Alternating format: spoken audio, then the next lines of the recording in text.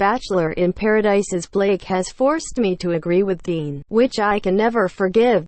The never-ending fountain of conflict in the Bachelor franchise is sourced by the fact that all of the contestants must semi-convincingly pretend to be human beings who earnestly want relationships in order to hide the fact they are actually sentient sponsored content hashtags that breathe and eat attention.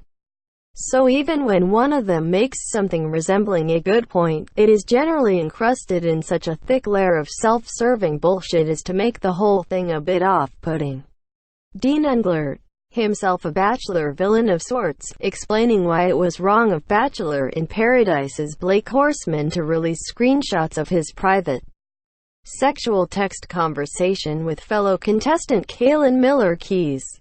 Here's the backstory. On this season of BIP, Miller-Keyes accused Horseman of sleeping with her and another contestant, Christina Schulman, over the course of a weekend at the Stagecoach Music Festival, and then calling Miller-Keyes a mistake, while urging her not to say anything about the encounter as it would make him look bad on television and preclude him from the possibility of ever being the Bachelor.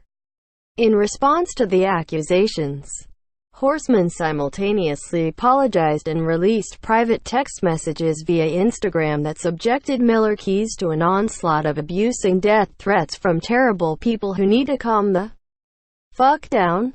Here is where Dean has a point.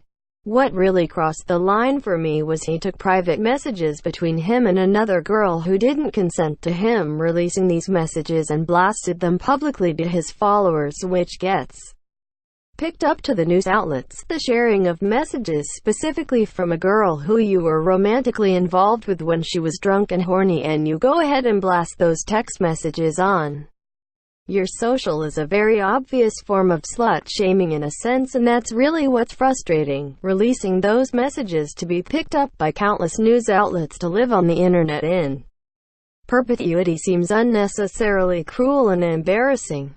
Especially since this week's episode saw Blake happily Frenching Hannah on the beach, proof that Kaylin's accusations didn't exactly send Blake packing.